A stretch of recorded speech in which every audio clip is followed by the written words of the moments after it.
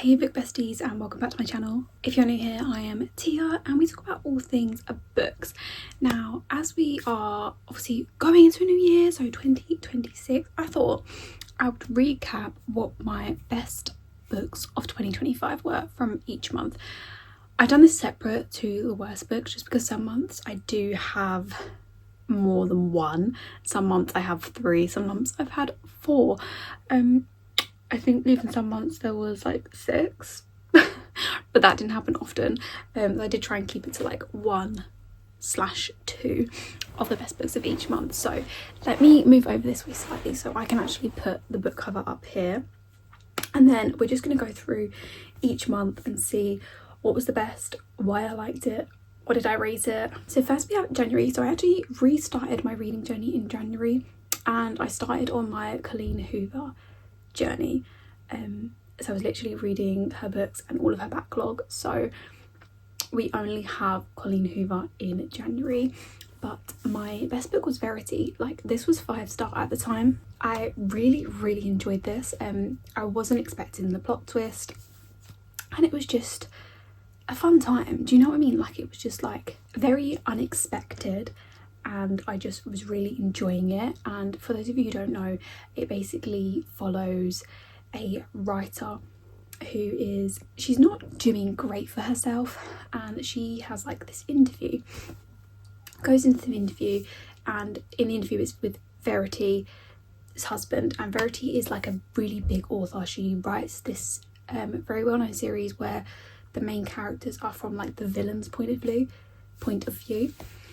And she has like 3 books I think to finish, but she's got into an accident so she can't actually write. So her husband's hired someone to finish the books for her. He's saying like, she likes your books, she really likes your writing style, and she would have wanted you to finish this, like you've got this big contract.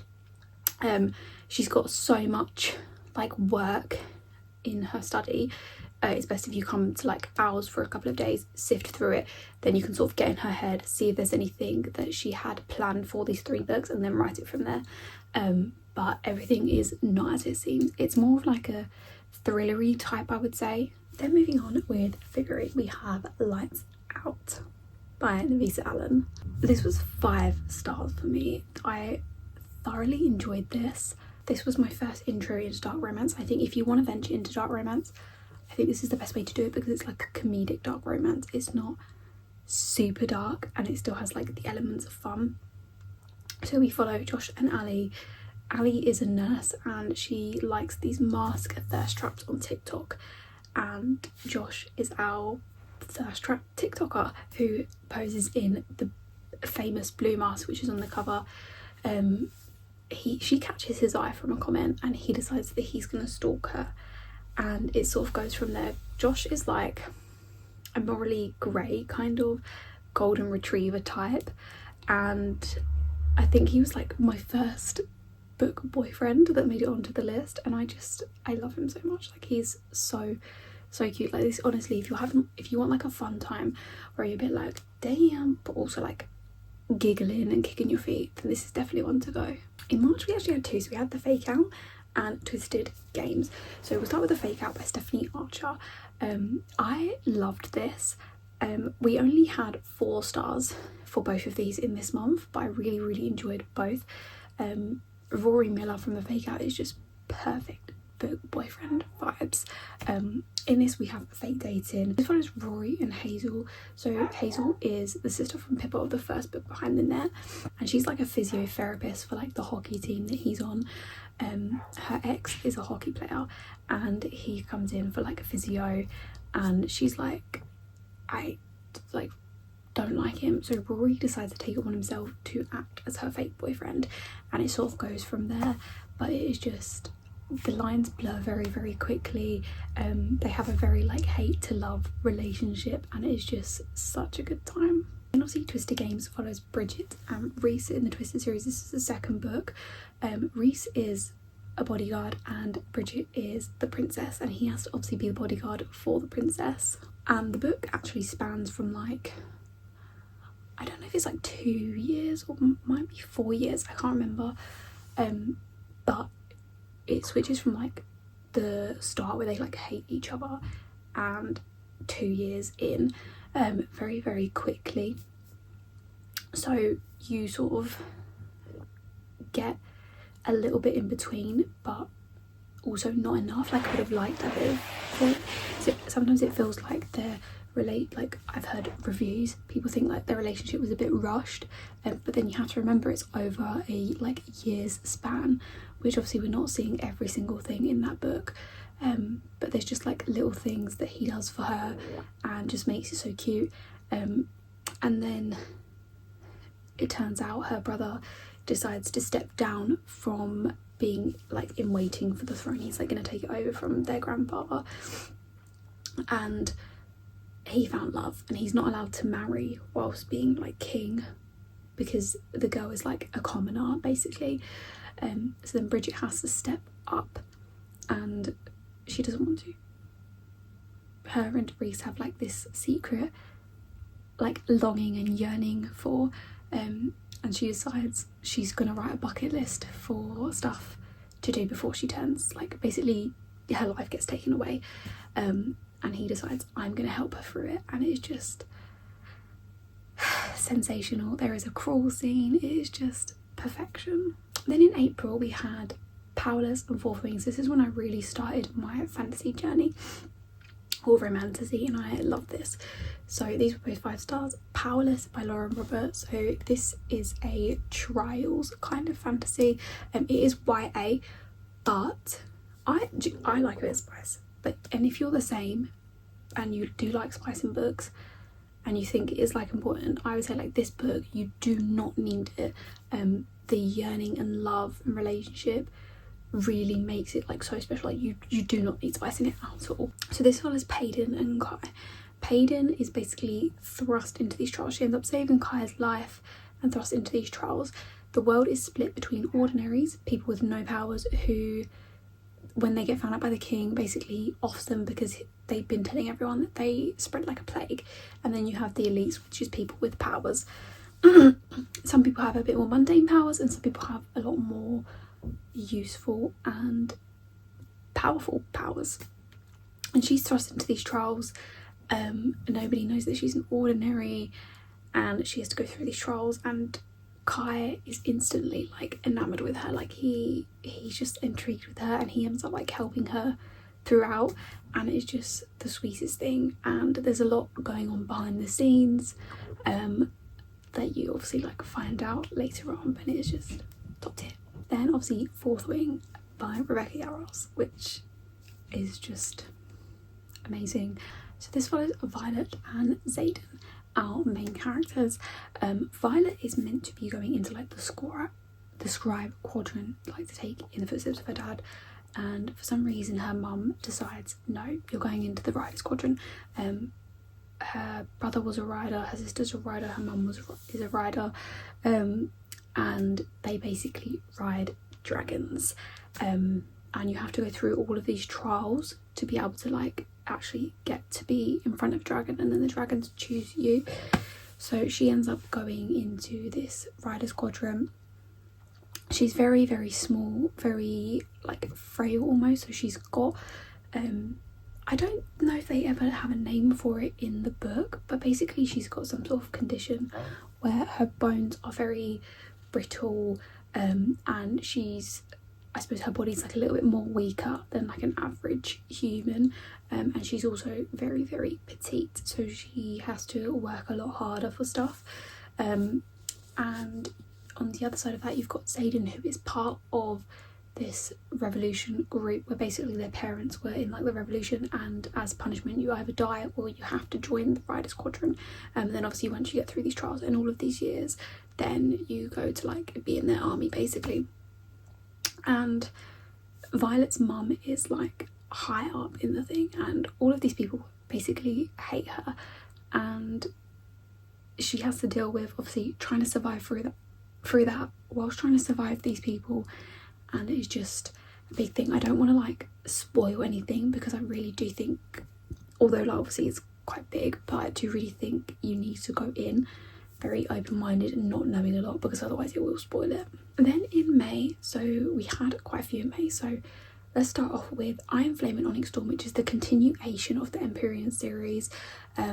again, this follows basically from The Fourth Wing, and it's just going on continuing that story.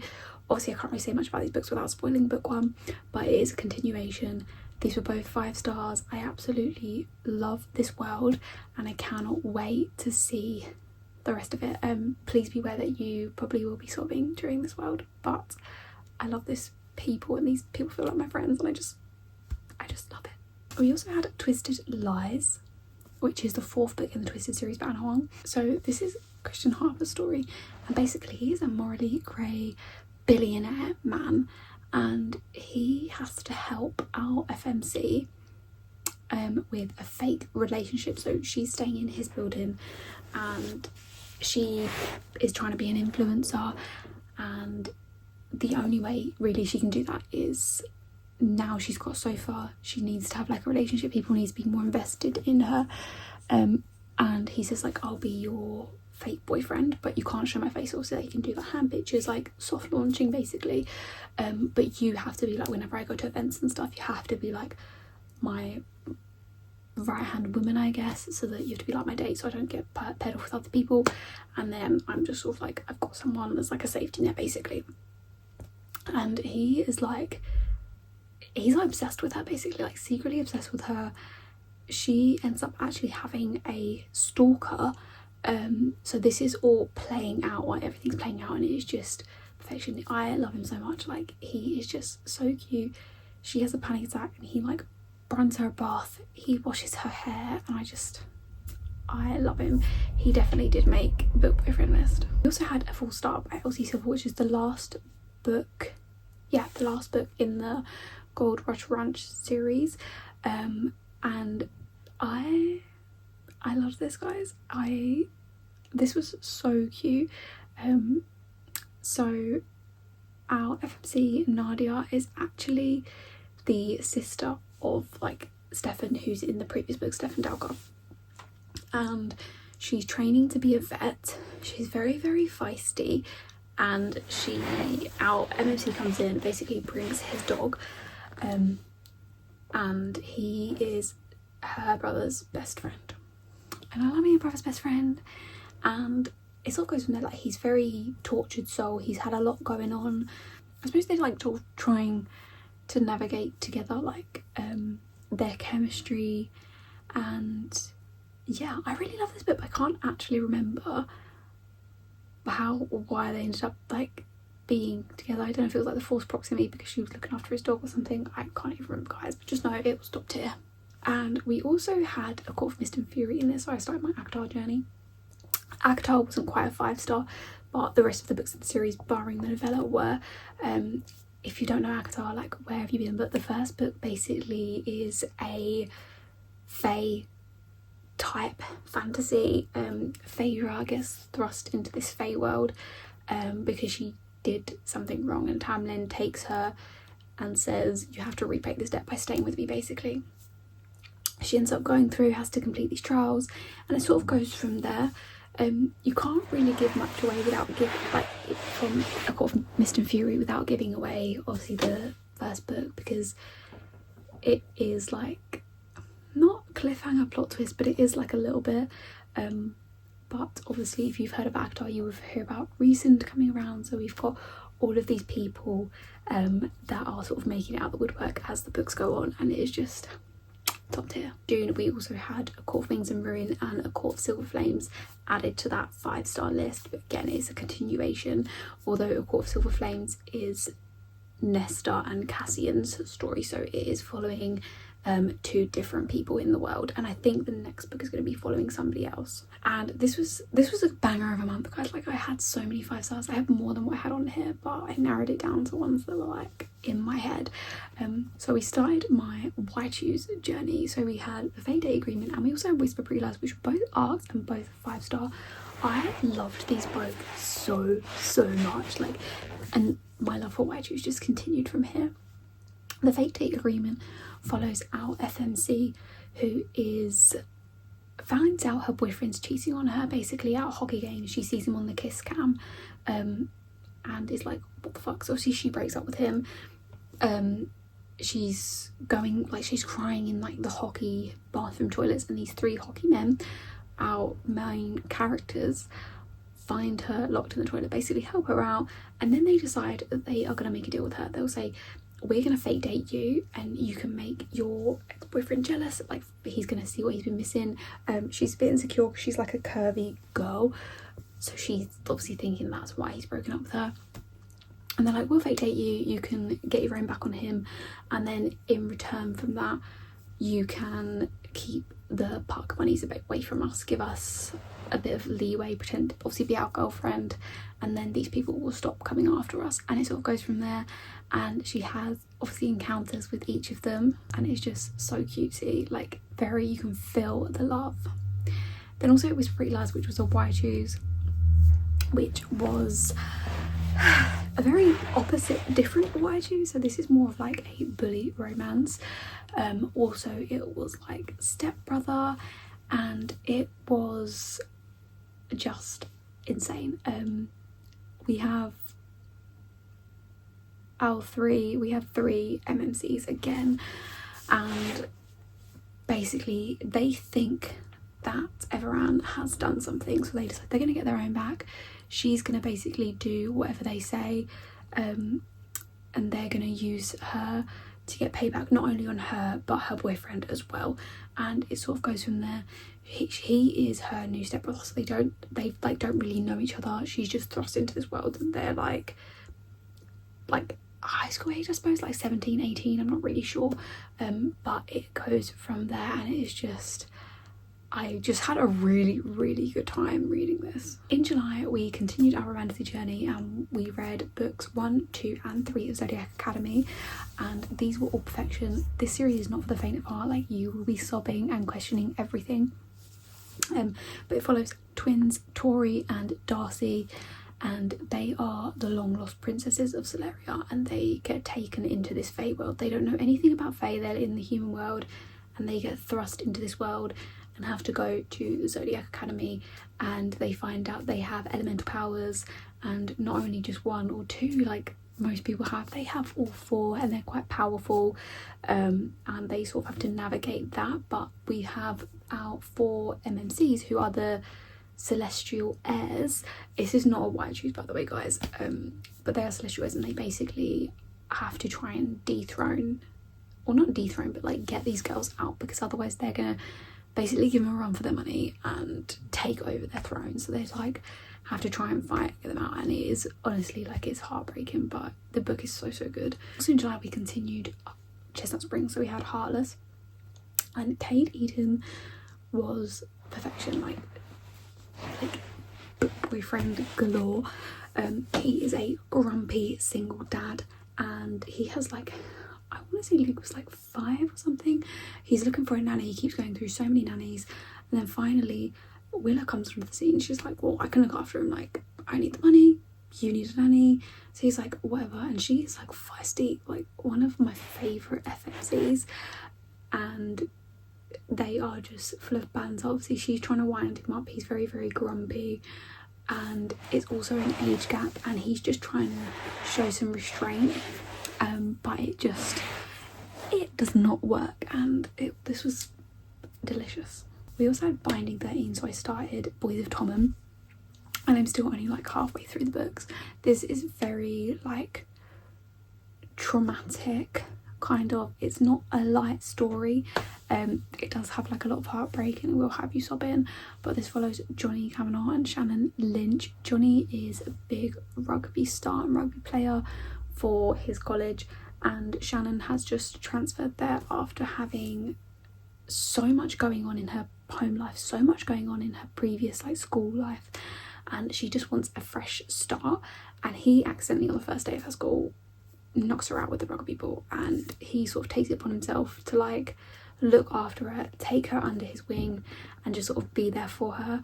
But obviously you've got all of this background stuff happening, things going on in his life, things going on in her life, and it's just a heartbreaking, not a straightforward story. In August we had Zodiac Academy Shadow Princess, and I still really need to continue because I have not read anything of Zodiac Academy after this, but this is a continuation of obviously Zodiac Academy, and let me tell you, this one had me sobbing, hence why I've not continued yet. I think I'm going to read the Ruthless Boys of the Zodiac spin-off and then go back into Zodiac Academy. But obviously I can't really say much about it without giving spoilers, but just know this was top tier. We also had Handsome Devil by LJ Shem. I loved this. Like, if you want a morally black man, this is your guy. This is honestly your guy. Like, he is just perfection. This is like an arranged marriage almost. Our MMC is basically this massive billionaire. He's an absolute a-hole. He has zero morals, and his assistant needs help with her mum's care. And he says, like, if you marry me, give me an heir, I will pay for all this treatment for this new trial stuff for your mum, and we can go from there. And she's obviously really desperate, so she says yes, but he's obviously a massive D-bag. But he has basically thought she was gorgeous the whole time, and it just is very much like hate to love. Like, obviously she's very empathetic, has so much morals, is so nice, and he's like complete opposite. Then in September we had Quicksilver, but also Keeping 13. So Keeping 13 is the second part of the Johnny and Shannon story from Binding 13, so that is a continuation of that. Dives literally straight back in, and again we'll have you sobbing. And then Quicksilver is, if you haven't heard about this, you've been living under a rock, but basically it follows Cyrus and Kingfisher.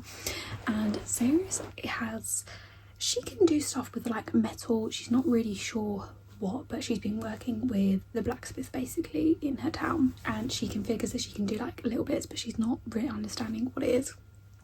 And she ends up getting thrust into the Fey world, as it always is with the human, and she finds out she's the last like alchemist, kind of, or like last known alchemist, and she has to help the Fey world basically. She's thrust in, she's not really given a choice. It's very high stakes, and it sort of goes from there. Her and Kingfisher absolutely hate each other. I will say this one is a bit of a slow start, but when it gets into it, it really does get into it. But yeah, her and Kingfisher hate each other. Like, Kingfisher is so funny, the banter between them is hilarious, and it is just, as you get to like the last 20%, it is literally like go go go go go, and it's really good. In October we had Insatiable, Cowboy Casual, and the Book of Azriel.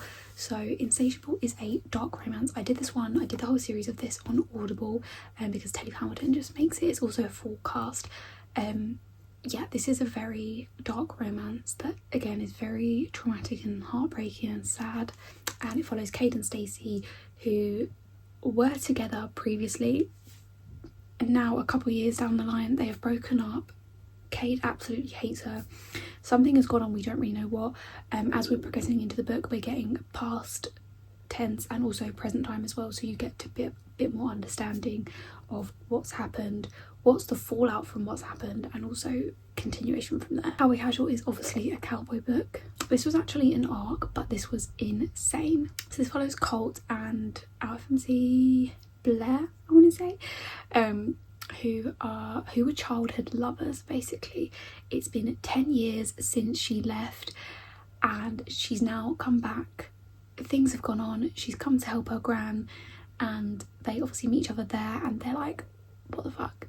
They hate each other because they both have like not conflicting story, but they've both got their side of the story basically, of what happened, why she left, why she had to go, and it goes from there. But there's obviously a lot of tension and love still there. They're both yearning for each other, and Colt Calloway is just, he is perfection. Honestly, I loved him so much, and the spice in this is top tier. And then obviously the Book of Azriel, which is a romantasy. So this follows Diana and Sam Kiel. Diana is like, so this is the Gods and Monsters series. Diana is our monster in this scenario, and Sam Kiel is our god in this scenario, and they are on both sides of the war. If you want a morally grey, badass FMC, Diana is the one to go. She's probably one of my favourite FMCs of all time, and she's trying to find this Book of Azriel for her master basically, and Sam Keel's trying to find it for a different reason, to get it out of the hands of the bad people. They end up having to work together in this very forced proximity. He hates her, she hates him, and it is just, it goes from there, but it's just delicious. Obviously along the way they start to like get to know each other. It's just wonderful, guys.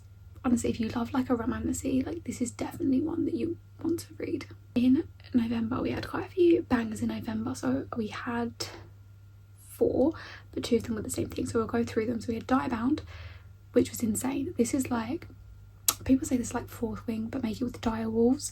So our FMC wants to be in the army to basically try and find her sister. It turns out it's the year that they have to do the bonding trials for these dire wolves. So everybody in these bonding trials has to scale up this mountain, and when they get to the top, if they want to bond and the dire wolf wants to bond, they bond together. But obviously everything is not as it seems. It goes from there. I don't want to give too much away because it does have like a lot of plot twists, but just know this is the chunk of our story, and once these people bond with the dire wolves, they have to go through trials and stuff. We also had Mountain Ground, which is like complete opposite vibes. This is grumpy and sunshine personified. Our MMC Ethan and our FMC Tilda have to do a fake marriage or arranged marriage almost. She has been left this cabin and this money from her uncle, and the only clause is that she has to marry Ethan, and they have to be married for X amount of months for her to get this money. Through that, she's very like sunshine, happy-go-lucky. He's complete opposite, but she sort of like starts to wear him down, and this is just, oh, this is like good. If you like the good boy Mike trope, this is for you. Also, My Wife, top tier. We also had Sinners Condemned and Sinners Consumed. I read these back to back because I just couldn't. This is part of the Sinners Anonymous series. In the first book I didn't really go too much on because I didn't get into it until like 125 pages in or something like that. And then I did enjoy it after that book because it took so long to get into it. I wasn't like a big fan. But this one, Grant jumps straight into it. So this follows Rafe Visconti, and he made it to joint top book boyfriend list. Honestly, he's perfection. This is a mafia romance, and our FMC is like a bit of a swindler, and she crosses paths with Rafe, who is very good at his job, a mafia man, and he's just ruthless. She ends up getting on the wrong side with him, and he thinks she's part of like this prophecy that he's been foretold, so he's trying to keep her at arm's length but keep an eye on her so that she doesn't be his downfall. And these two hate each other. This is a slow burn guys. I don't think in the first book they like anything happens between them, but in the second book it does heat up, and this is just, yeah, I think I did prefer the first book more than the second one, but I still love the second one. I was literally going feral over this. I was voice noting Sophie like every hour, like this is what's happening, this, I'm down bad for this man. And then finally in December, so we had quite a few again. I'll just run through quickly a couple of them because they were like continuations. So Saving Six, which was Boys of Tom, and this follows Joey and Aoife's story, but there is things you need to know about in Binding 13 to be able to understand this part of the story. We also had Voracious and Restitution, which is part of the Edge of Darkness trilogy, which follows Insatiable. Again, you need to read the first book to be able to understand what is going on because it is a continuation. But just know it's very heartbreaking and bittersweet. Then we had The Right Move, so we continued our Windy City series journey. We met Ryan Shea, and wow, Ryan Shea, the man you are. This man is a acts of service god. Like everything he does is just like acts of service, love language.